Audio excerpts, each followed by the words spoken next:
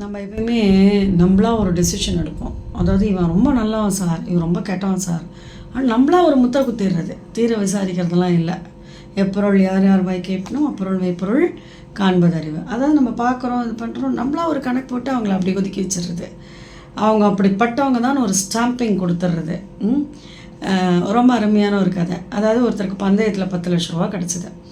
அவர் என்ன பண்ணார், அவருடைய வீட்டு தோட்டத்தில் போய் மண்ணெல்லாம் நல்லா தோண்டி புதைச்சிட்டார். அடுத்த நாள் போய் காத்தால அதை திறந்து பார்க்குறாரு, இல்லை, பணம் இல்லை. உடனே அவருக்கு நல்ல சந்தேகம். ஏன்னா பெண் வீட்டில் ஒரு வடக்கு நாட்டு ஆள் இருந்தார். அவர் வடக்கன் இருந்தார். நேராக இவன் என்ன பண்ணால் போய், என்னுடைய பணத்தை நீ தானே எடுத்த அப்படின்னோடனே அவன் எனக்கு தெரியாதுன்னு உடனே துப்பாக்கியை காட்டினான். இந்த இப்பயே நான் உன்னை சுட்டுடுவேன், ஒழுங்காக சொல்லு, நீ தானே எடுத்த அப்படின்னு சொன்னான். அதை பார்த்துட்டு அந்த பக்கம் இருக்க வீட்டில் இருக்கவர் ஓடி வந்தார். இருங்க சார், அவசரப்படாங்க சார், நான் கேட்டு சொல்லுங்கள் சார், கேளுங்க அப்படின்னா. ஏண்டா நீ அவங்க பணத்தை எடுத்தியா, குழி தோண்டி அவங்க பணம் வச்சுருந்தாரு, நீ எடுத்தியா அப்படின்போது அவன் என்ன சொன்னான், மண்ணை தோண்டி அது உள்ளே வச்சுருக்கேன் அப்படின்னு சைகையில் காமிச்சான். உடனே இந்த பணத்தை பறி கொடுத்தவர், பார்த்தீங்களா சார் என்ன சொல்கிறான் பார்த்தீங்களா, என்னை மண்ணை தோண்டி புதைச்சா கூட நான் தரமாட்டேன்னு சொல்கிறான் சார், இவனுக்கு எவ்வளோ தைரியம் சார் அப்படின்றார். அப்போ அந்த வீட்லேருந்து ஓடி வந்தார். அவர் சொன்னார், ஆமாம் சார், ரொம்ப தைரியம்தான் இருக்குது அப்படிங்கிறார்.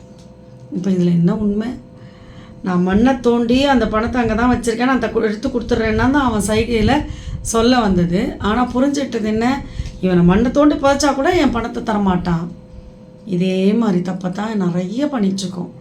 நம்மளா ஒருத்தரை பார்த்து அசிங்கம் பண்ணிக்கிறது, நம்மளா சில விஷயங்களை இப்படித்தான் கணக்கு போடுறது, அது எந்த அளவுக்கு கொண்டு போய் கொடுக்கும்னா அந்த உறவுகள் மேலே பெரிய விரிசலையே கொண்டு வந்து விட்டுடும். எந்த சந்தர்ப்பத்தில் என்ன நடக்கிறது, அதாவது நம்ம யார் இன்னொருத்தரை ஜட்ஜ்மெண்ட் கொடுக்கறதுக்கு, நமக்கு விஷயம் தெரியாத போது அது பெரிய தப்பு இல்லையா, தீர விசாரிக்கணும் இல்லையா. நமக்கு தெரியாத விஷயம்னா விசாரிக்கணும். அப்போது நம்ம மனசுக்கு பட்டது இதுதான் சரி அப்படின்னா தயவுசெய்து அது சரியாகவே எடுத்துக்கக்கூடாது. எனக்கு இப்படி தோன்றுறது, நீ என்ன நினைக்கிற, வெளிப்படையாக கேட்கணும். நமக்கு சில விஷயங்கள் தெரியல, இன்னொரு 3வது மனிதனை கூப்பிட்டு, இல்லை இந்த மாதிரி விஷயம், அதை விட்டுட்டு மனசில் பட்டதெல்லாம் அப்படியே இந்த படப்படப்பையே வச்சுட்டு இருந்தேன்னா, இது சொல்லுவாளே மஞ்சள் காமாலை இருப்பவனுக்கு காண்பதெல்லாம் மஞ்சள்ன்ற மாதிரி நம்ம மனசில் ஏதோ ஒன்றத்தை வச்சுட்டு அதையே இது பண்ணி படப்படப்பில் இருந்ததுன்னா என்ன ஆகும், தவறான விஷயம், தவறான முடிவுகளில் தான் அது கொண்டு போய் நம்மளை நிறுத்தும். அதனால்தான் நமக்கு எப்பயுமே ஆனந்தமாக இருக்கணும் அப்படின்னா எந்த விஷயத்திலும் நான் ப்ரிஜுடிஸ் இருக்கக்கூடாது, தப்பான கண்ணோட்டம் கண்டிப்பாக இருக்கக்கூடாது.